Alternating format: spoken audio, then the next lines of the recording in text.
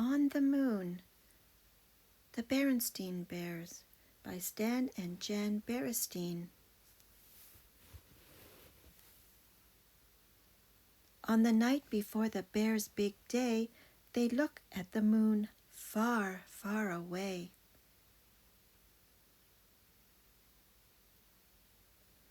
Then morning comes. Today is the day. They will go to the moon, far, far away.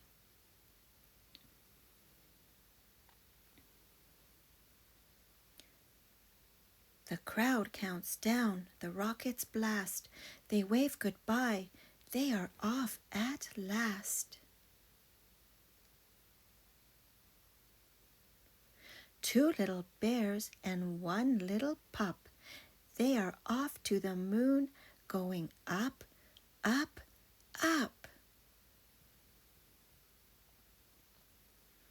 They look back down, but they can't find their treehouse home. They have left it far behind. Where is their town? It is hard to say. Their town is now far, far away.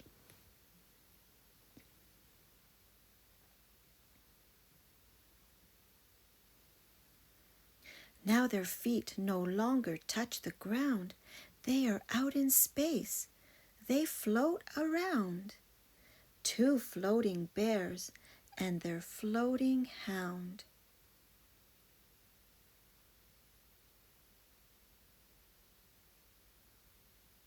Up ahead, it's a shower.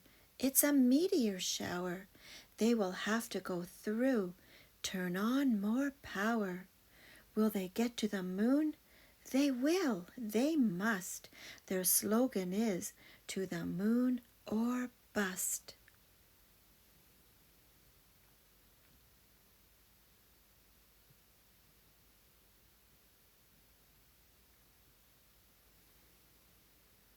Behind them, the earth is now so small, it is nothing more than a small blue ball. The pup begins to wonder when his paws will touch the earth again.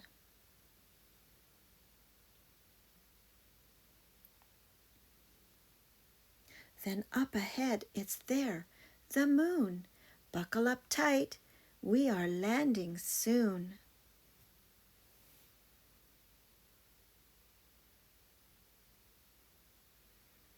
Down onto the old moon they step with pride, two bears and a pup along for the ride.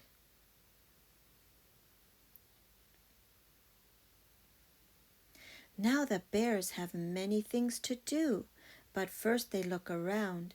They enjoy the view.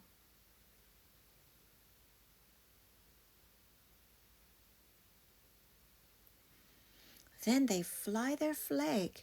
They take moon notes.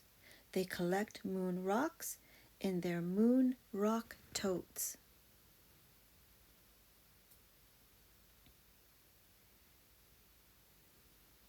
Then they try some jumps high in the sky. Moon jumps almost make you fly.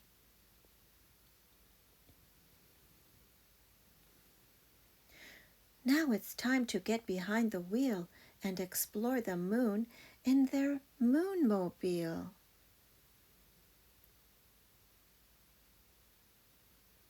Two bears on the moon, they are all packed up, ready to go home now. So is their pup. Will their ship lift off? Will the rockets burn? Will the two little bears and their pup return? If the two little bears use all their skill, they will return. They will. They will.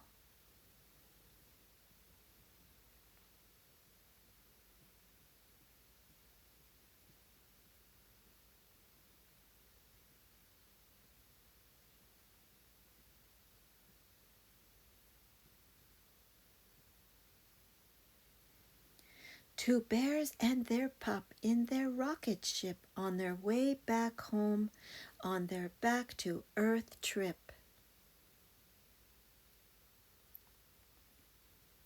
To their friends on the ground, to their house, safe and sound.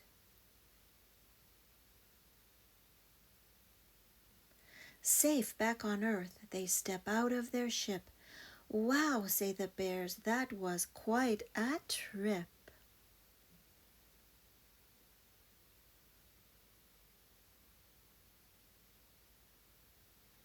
Now they look up at the stars, very, very far away. Will they go up to a star? Well, they may.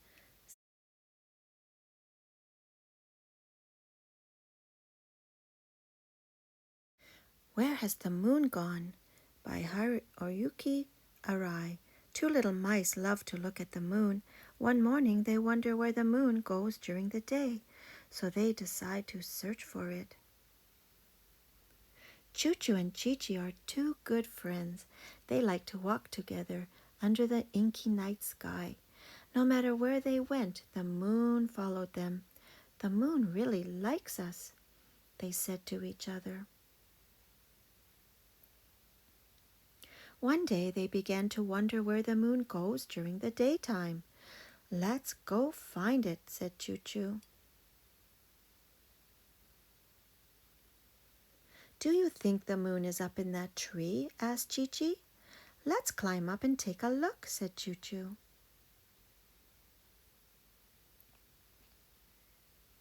The two little mice climbed up the tree and they found that their moon was a yellow balloon.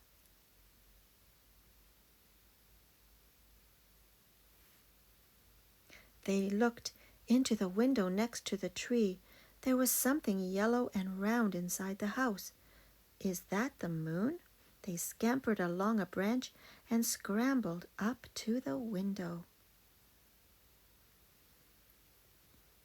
They climbed into the house and saw that their moon was a big round fruit. Smells good. Let's eat it. Choo-Choo and Chi-Chi bit into the moon fruit. It was very tart. Then they spotted a gleaming yellow ball. It was peeking out from behind a long pink curtain. The moon, said Chi-Chi. It's smaller than I thought, said Choo-Choo. They ran toward the curtain and pulled it back. Meow! Behind the curtain was an angry black cat. The two little mice ran to the window as fast as they could, but the cat was fast too. The two little mice started to fly.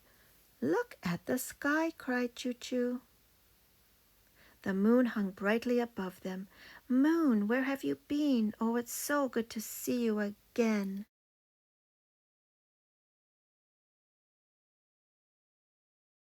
The Moon Inside by Sandra V. Feeder. Yellow is Ella's favorite color. She loves the bright sunny daytime, but every night as darkness falls, she becomes afraid.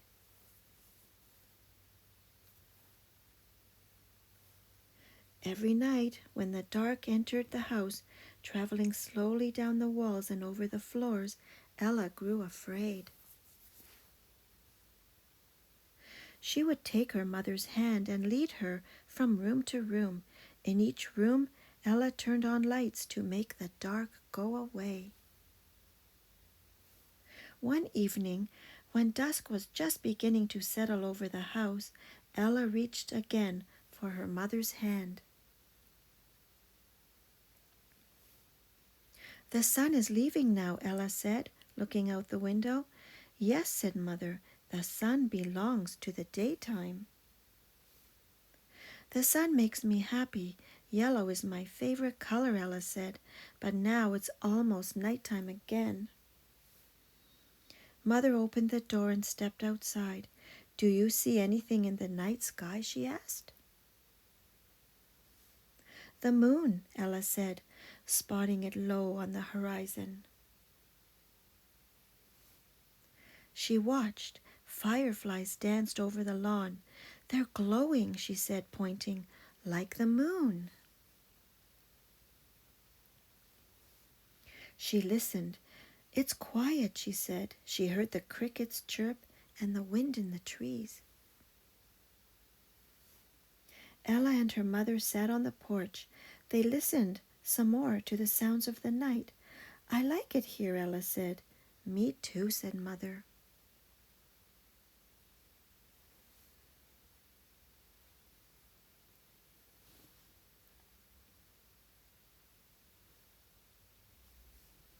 Before they went back into the house, Ella looked up at the golden moon. It's my favorite color, only quieter, she said.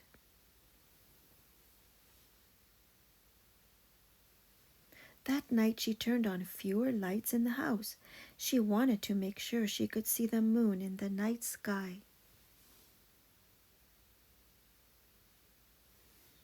As Ella lay in bed, she knew that she would awake to the bright sun and a brand new day. But right now, she was happy that the night belonged to the moon, quietly glowing through her bedroom window.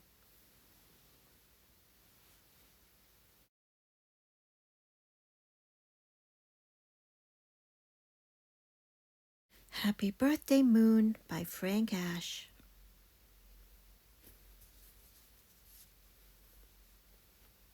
One night, Bear looked up at the sky and thought, wouldn't it be nice to give the moon a birthday present? But Bear didn't know when the moon's birthday was or what to get him, so he climbed a tall tree to have a little chat with the moon. Hello, moon, he shouted, but the moon did not reply. Maybe I am too far away, thought Bear, and the moon cannot hear me.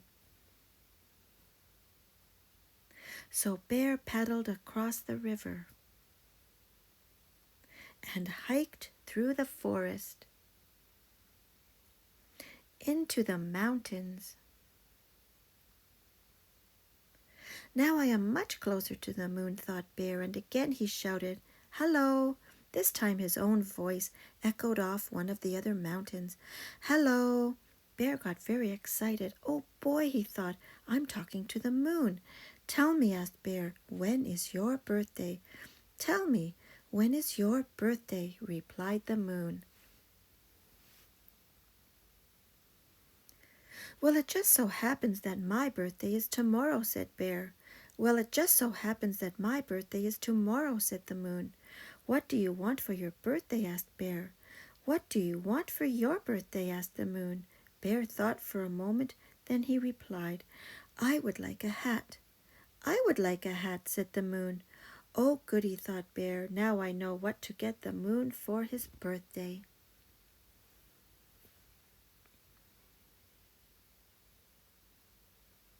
Goodbye, said the bear.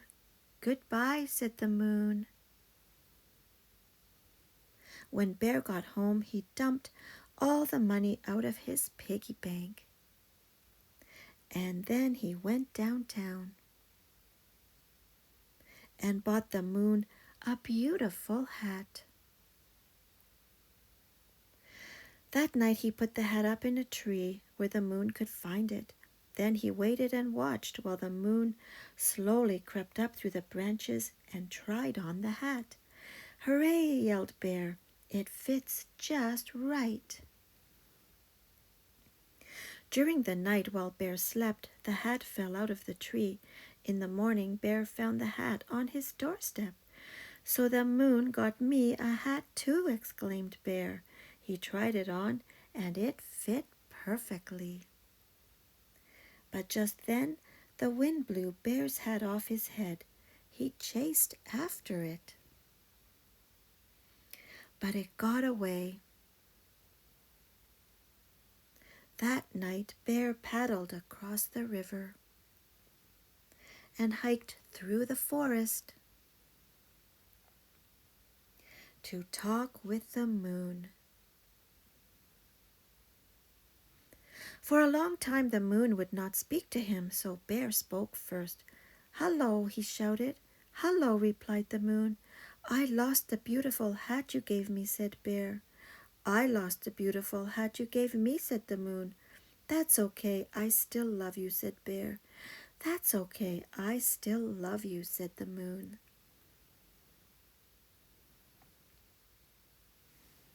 Happy birthday, said Bear. Happy birthday, said the moon.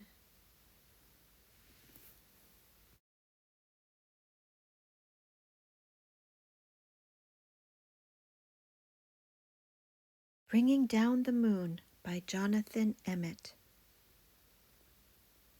Hot diggity, exclaimed Mole as he burrowed out of the ground one night. Whatever's that? The moon was hanging in the sky above him like a bright silver coin. Mole thought that it was the most beautiful thing he had ever seen.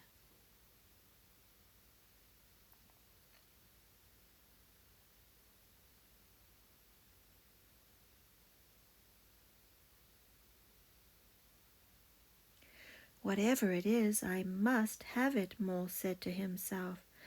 I know, I'll jump up and pull it down. Thump, thump.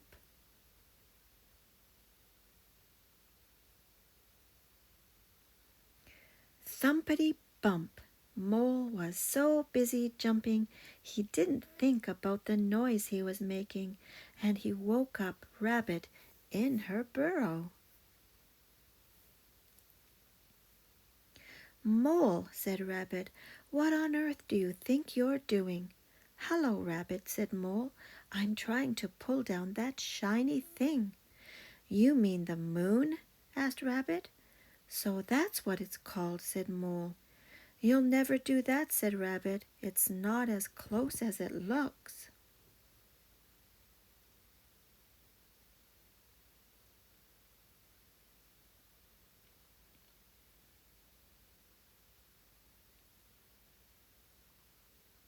But Mole would not give up. I know, he thought. I'll get a stick and poke it down. He found a long stick and poked it up at the moon. Swish, swish.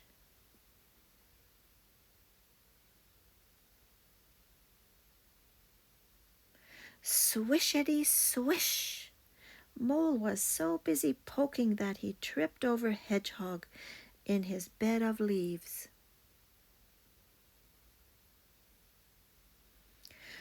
Mole, grunted Hedgehog, what the weevil are you up to?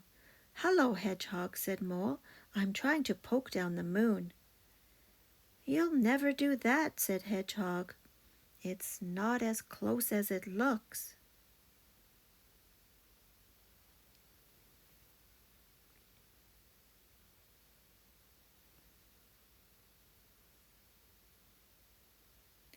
But Mole would not give up. I know, he thought. I'll throw something at it and knock it down. He found some acorns and threw them at the moon. Plink, plink, plinkety, plink.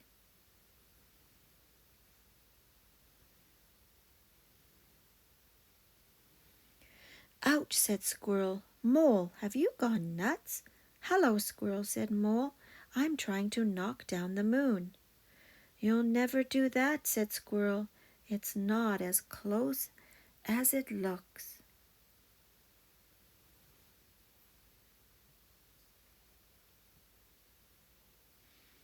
But Mole wanted the moon so badly he would not give up. I know, he thought, I'll climb a tree and carry it down.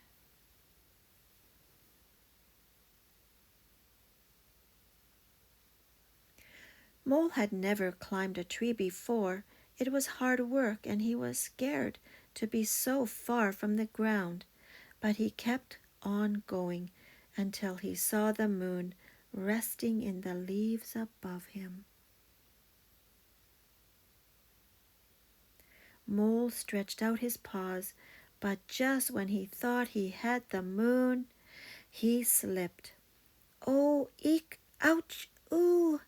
Mole tumbled down and landed splash in the middle of a puddle.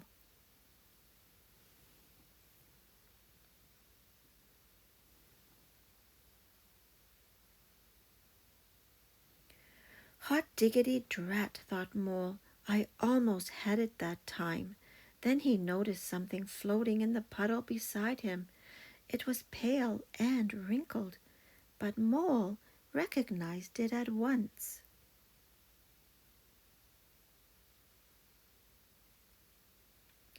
The moon, whispered Mole.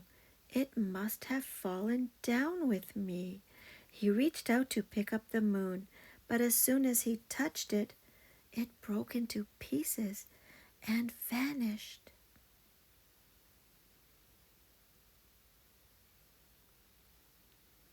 Mole sat in the puddle and cried. Rabbit, Hedgehog, and Squirrel came running up. "Are you all right, Mole?" asked Rabbit. "I'm all right," sobbed Mole, "but the moon isn't. I pulled it down, and then I broke it, and it was so beautiful, and now I'll never see it again."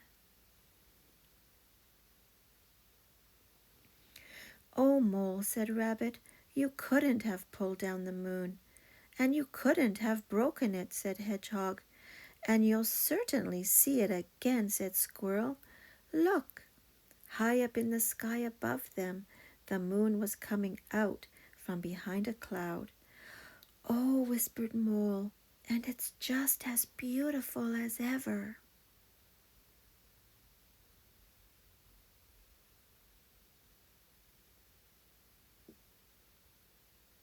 Mole, Rabbit, Hedgehog, and Squirrel stood and stared up at the moon together. "It is beautiful," said Rabbit. "Very beautiful," said Hedgehog. "Very beautiful indeed," said Squirrel.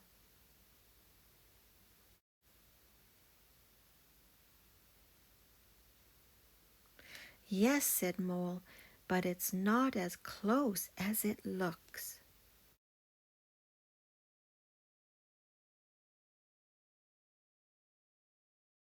Goodnight Moon by Margaret Wise Brown.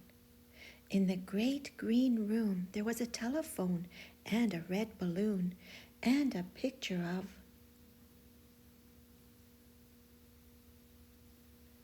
the cow jumping over the moon. And there were 3 little bears sitting on chairs. And a little toy house. And a young mouse. And a comb and a brush and a bowl full of mush. And a quiet old lady who was whispering, "Hush."